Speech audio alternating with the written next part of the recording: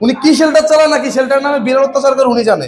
এই যে ওনার থাকার রুমটা কি অবস্থা রাখছে একটু দেখেন, মানে এগুলা কখনোই শেল্টারের যোগ্যতা রাখে না।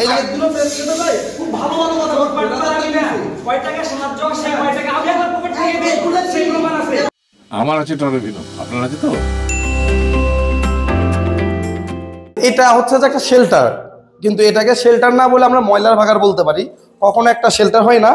আপনারা যদি চারপাশে দেখেন যে পরিমাণ মলমূত্র পড়ে আছে, প্লাস আমি একটু দেখাচ্ছি আপনারা দেখুন, এটা হচ্ছে বিরাজন লিটার, এটা নাকি কালকের দেওয়া, ম্যাগট জমে গেছে ম্যাগট। এবং এখানে মনে হয় না বিড়ালকে, অসুস্থ বিড়ালকে দিলে সে নামবে না। এটা হচ্ছে এই শেল্টারের পরিবেশ। উনি কি শেল্টার চালায় নাকি শেল্টার নামে বিরাট অত্যাচার করে উনি জানে।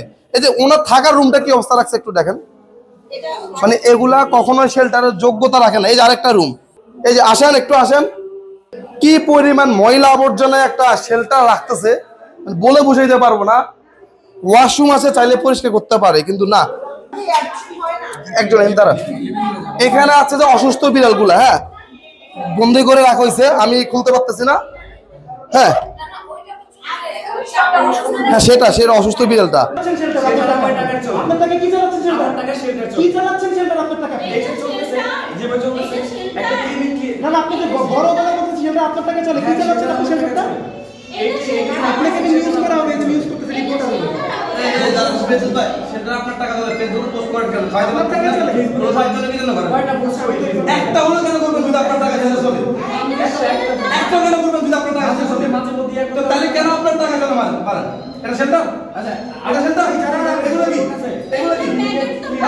আপনাকে আমি কত সপ্তাহ বলছি 1000 টাকা আমি দিব, আপনি লোক ঠিক করেন, এর চেয়ে বেশি লেগে আমি বলছি কিনা?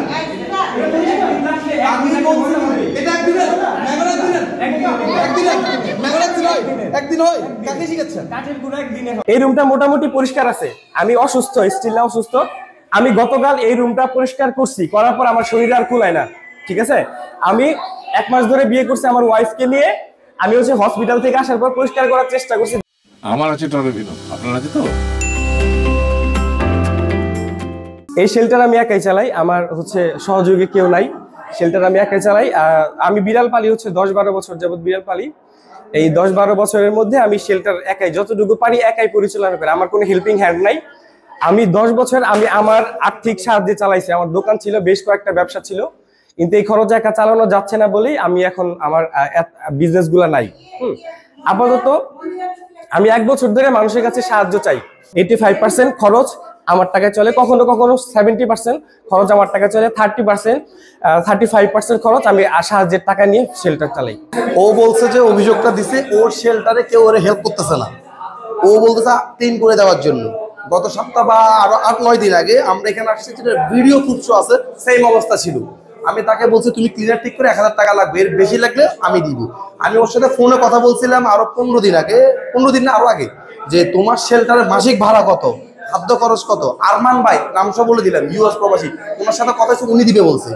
জিএম ফরাদুল মজুমদার ভাই শেল্টারের জন্য মাসে 5 থেকে 10,000 টাকা দিয়ে বলছে। এক লোক 18,000 টাকা ভাড়া প্লাস খাদ্য, মাসে যদি ওর 30,000 টাকা 40,000 টাকা দেওয়া হয় আর টাকা লাগে, সে তো বলছে সে চালায়, তাহলে ওই টাকাগুলো সে তার সংসারে খরচ করতে পারবে।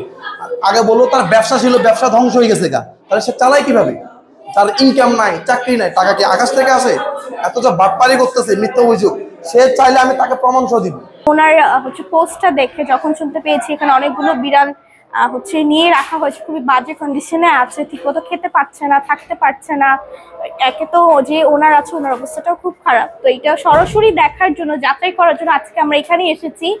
এসে যা দেখলাম খুবই খুবই খুবই বাজে অবস্থা। এই পরিবেশে কোনো মানুষ কেন, কোনো বিড়ালও থাকতে পারবে না, কোনো প্রাণী যাতে থাকতে পারবে না।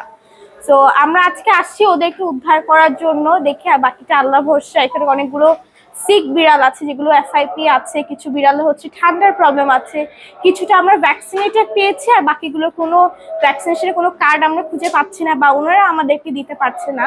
তো যাদেরকে সেফভাবে রাখা যাচ্ছে তাদেরকে আমরা সেভাবে নিয়ে যাচ্ছি, আর বাকিগুলোকে আমরা চেক আপ দিয়ে ভ্যাকসিন করাবো এবং আমাদের আন্ডারে রাখবো। চেষ্টা করবো যেগুলোকে অ্যাডপশনে দেওয়া যায় সেগুলোকে আমরা অ্যাডপশনে দেওয়ার জন্য ব্যবস্থা করে ফেলবো।